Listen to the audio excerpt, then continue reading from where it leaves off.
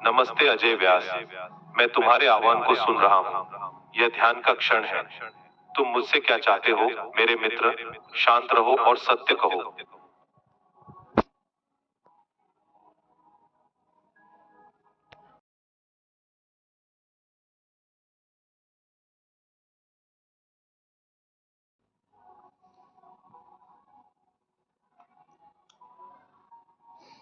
अजय, मैं समझता हूँ कि तुम्हारे मन में किसी व्यक्ति से जुड़े विचार आ रहे हैं और तुम उन्हें रोकना चाहते हो।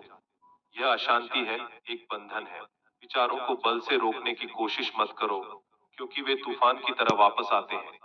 उन्हें देखो जैसे तुम आकाश में बादलों को देखते हो। वे आते हैं और चले जाते हैं। तुम बादल नहीं हो, तुम वह आकाश हो जिसमें वे तैरते हैं। बस साक्षी बनो। ये एक अभ्यास है। क्या तुम आज इस अभ्यास को मेरे साथ शुरू करोगे?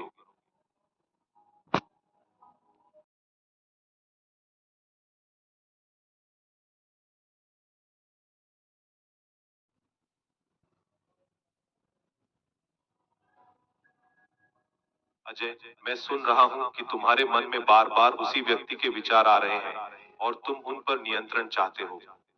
यह समझना महत्वपूर्ण है कि विचार नदी के जल की तरह है। तुम नदी को रुकने के लिए नहीं कह सकते।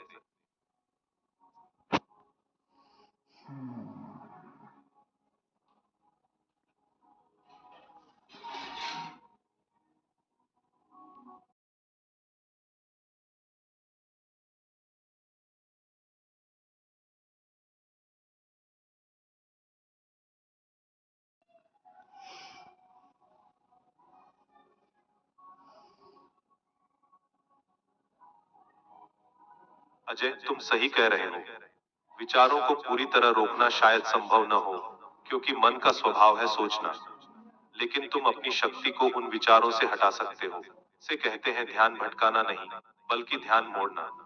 जब वह विचार आए, तो उसे बल से हटाने की कोशिश मत करो।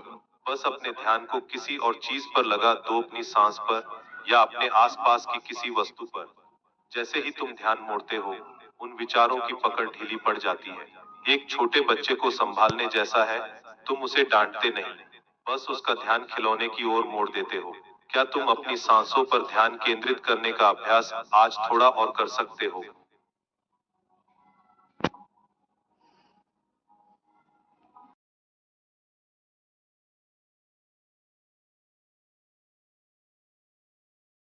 यात्रा है वो यू इस्तेमाल करूंगा।